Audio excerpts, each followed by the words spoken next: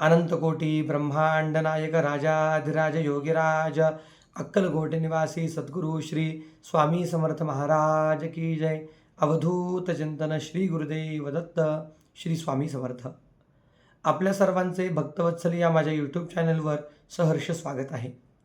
तसेच आज हा व्हिडिओ घेऊन येण्यामागचं विशेष कारण काय आहे तर गुरुवार दिनांक 22 जानेवारी 2026 रोजी श्री गणेश जयंती आहे।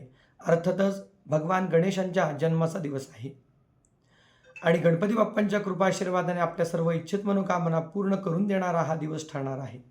कारण अर्थातच आपल्या सर्वांना माहीत आहे गणपती बाप्पा हे असं दैवत आहे की अगदी लहानांपासून ते मोठ्यांपर्यंत सर्वच जण गणपती बाप्पांची उपासना करतात, सेवा करतात। सर्वच जण गणपती बाप्पांवर भरपूर प्रेम करतात आणि गणपती बाप्पा पण आपल्या भक्तांवर भरपूर प्रेम दाखवतात। कारण गणपती बाप्पा हे असं दैवत आहे की आपल्या सर्व इच्छित मनोकामना शीघ्रत्वाने पूर्ण करतात, आपल्यावर भरपूर कृपा करतात, संकट निवारण करतात। तर त्यामुळेच गणेश जयंतीच्या दिवशी आपण गणपती बाप्पांची कोणती पूजा करावी, कशी करावी, गणपती बाप्पांना घरगुती पद्धतीने कसा अभिषेक करावा, अशा विविध प्रकारच्या काही मी आपल्याला आज माहिती देणार आहे। तसेच आपल्या सर्व इच्छित मनोकामना पूर्ण होण्यासाठी विशेष काही उपाय सांगणार आहे।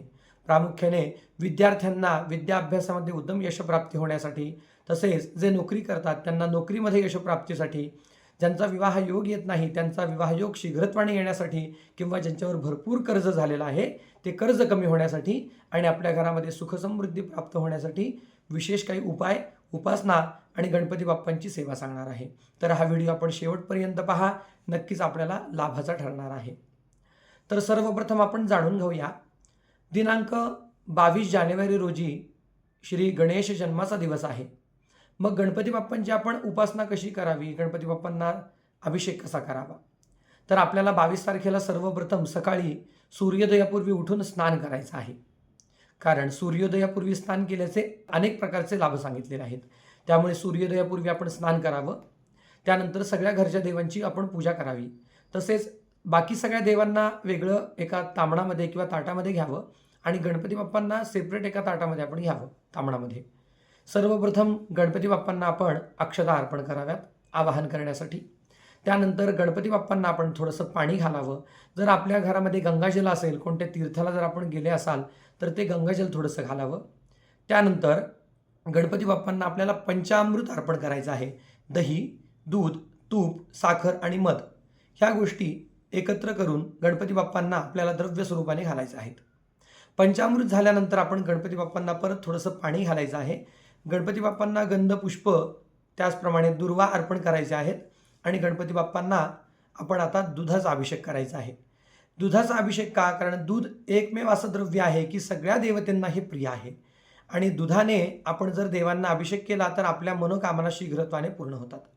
तर आता प्रामुख्याने अभिषेक कशाचा करावा तर गणपती बाप्पांना गणपती अथर्वशीर्ष अत्यंत प्रिय आहे। त्यांच्या स्तुतीमध्ये प्रत्येक देवतांच्या विविध प्रकारच्या स्तुती असतात जे देवतांना प्रिय असतात।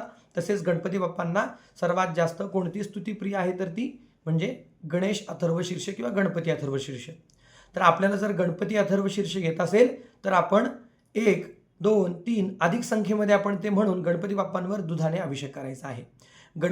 आपल्याला गणपती अथर्वशीर्ष येत नसेल तर गणपती स्तोत्रही म्हणू शकता, किंवा तेही येत नसेल तर आपण ओम गंगणपतये नमः किंवा श्री गणेशाय नमः असा मंत्र म्हणून 21 वेळा दूध घालून अभिषेक करायचा आहे।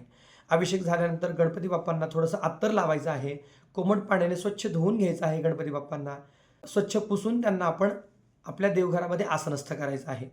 तसेच गणपती बाप्पांना लाल रंग प्रिय आहे म्हणून लाल रंगाचं वस्त्र असेल किंवा कापसाला थोडासा म्हणजे कापसाचं वस्त्र करावं, त्याला थोडंसं कुंकू लावावं, हळद कुंकू लावून आपण ते वस्त्र गणपती बाप्पांना घालू शकता। त्यानंतर गणपती बाप्पांना गंध, अक्षता, हळद, कुंकू, प्रामुख्याने गुलाल अर्पण करायला विसरू नये, कारण गणपती बाप्पांना तो अत्यंत प्रिय आहे। आता गणपती बाप्पांच्या पूजनातील सर्वात महत्त्वाचा विषय आहे किंवा भाग आहे ते म्हणजे गणपती बाप्पांना दुर्वा अर्चन सेवा। कारण जसं की महादेवांना बिल्वपत्र अत्यंत प्रिय आहे, भगवान श्री विष्णूंना तुलसीपत्र प्रिय आहे, त्याचप्रमाणे भगवान श्री गणेशांना दुर्वा अत्यंत प्रिय आहे। आपण गणपती बाप्पांना मनोभावाने एक दुर्वाची काडी जरी अर्पण केली तरी गणपती बाप्पा आपल्यावर भरपूर कृपादृष्टी दाखवतात। त्यामुळे आता प्रामुख्याने आपल्या सर्व इच्छित मनोकामना पूर्ण होण्यासाठी किंवा आपल्यावरचे संकट निवारण होण्यासाठी आणि गणपती बाप्पांच्या कृपा आशीर्वादाने आपल्या घरामध्ये सुख समृद्धी प्राप्त होण्यासाठी कमीत कमी 21 दुर्वा आपल्याला गणपती बाप्पांना अर्पण करायचे आहेत. परंतु जुडी बांधून ती अर्पण नाही करायची. तर मी पुढील प्रमाणे जे सांगतोय त्या पद्धतीने जर आपण अर्पण केलं तर नक्कीच आपल्याला त्याचा लाभ होईल. तर प्रामुख्याने देवतेंना केशर अत्यंत प्रिय असतं, त्यामुळे थोडंसं आपण केशर घ्यायचं आहे. त्या केशरामध्ये म्हणजे एका वाटीमध्ये केशर घ्यायचं आहे, त्याच्यामध्ये थोडंसं पाणी घालायचं आहे. गंगाजल असेल तर गंगाजल घालायचं आहे थोडंसं, आणि थोडं अत्तर घालायचं आहे. अत्तर नसेल तर आपण हळद घालू शकता. त्यानंतर ज्या 21 दुर्वा आपण जर निवडलेल्या असतील तर त्या 21 दुर्वा त्या केशराच्या पाण्यामध्ये भिजत घालायचे आहेत आणि ओम गंगणपतये नमः असा एक वेळेला मंत्र म्हणायचा. एक दुर्वा घ्यायची आणि गणपती बाप्पांना अर्पण करायची. याचप्रमाणे आपण 21 दुर्वा गणपती बाप्पांना अर्पण करू शकता. जर आपल्याला 108 दुर्वा अर्पण करणं शक्य असेल तर ते अधिक उत्तम आहे. कारण 108 दुर्वा जर आपण गणपती बाप्पांना अर्पण केल्या तर कोणतीही आपली मनोकामना असू द्या ती शीघ्रत्वाने पूर्ण होते. त्यामुळे गणपती बाप्पांना दुर्वा अर्पण करून झाल्यानंतर गणपती बाप्पांना सर्वात जास्त प्रिय किंवा आवडता नैवेद्य कोणता आहे तर अर्थातच गूळ खोबरे किंवा आपण जे मोदक गणपती बाप्पांना करतो तेही त्यांना अत्यंत प्रिय आहेत. त्यामुळे गणपती बाप्पांना गूळ खोबऱ्याचा नैवेद्य असेल, त्यानंतर पेढे दाखवू शकता किंवा मोदक दाखवायला विसरू नका.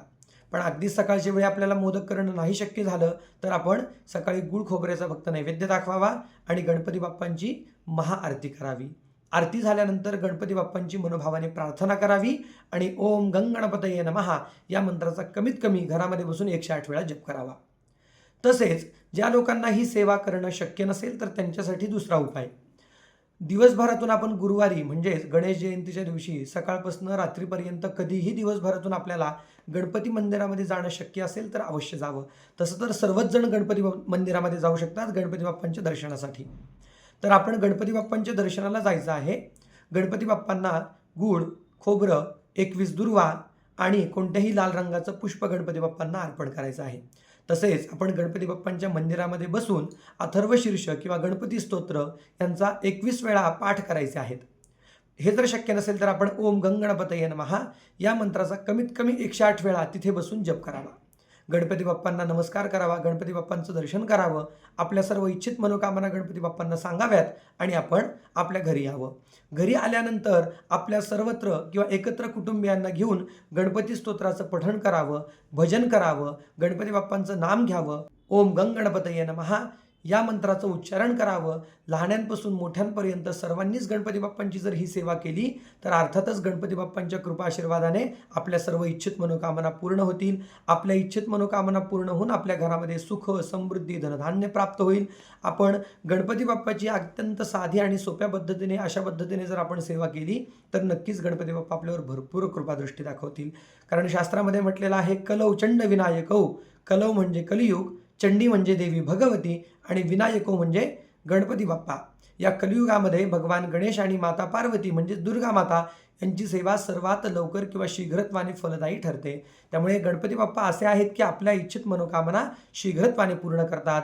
एकतर गुरुवारचा दिवस पण आहे, स्वामी भक्तांसाठी पण अत्यंत महत्त्वाचा दिवस आहे. कारण अर्थातच स्वामी प्रत्येक ठिकाणी व्यापलेले आहेत. त्यामुळे जे स्वामी भक्त असतील त्यांनी स्वामींना गणपती समजून किंवा गणपतींना स्वामी समजून त्यांची पूजा करायची आहे. कारण गणपतीमध्ये जर आपण स्वामींना पाहिलं तर स्वामीही आपल्यावर भरपूर प्रसन्न होतील आणि गणपती बाप्पांची आपल्यावर भरपूर कृपादृष्टी राहील. त्यामुळे 22 तारखेला आपण ही सेवा करायला नक्कीच विसरू नका. जर आपल्या मनामध्ये काही प्रश्न असतील तर व्हिडिओच्या कमेंट सेक्शनमध्ये आपण आपले प्रश्न मांडू शकता किंवा विचारू शकता. मी नक्कीच आपल्याला मार्गदर्शन करण्याचा प्रयत्न करेन. आशा करतो सांगितलेली माहिती आपल्याला आवडली असेल. आपण हा व्हिडिओ अनेक गणेश भक्तांपर्यंत तसेच स्वामी भक्तांपर्यंत पोहोचवा, जेणेकरून स्वामींची आणि गणपती बाप्पांची उपासना आपली एकाच दिवशी होईल. श्री स्वामी समर्थ.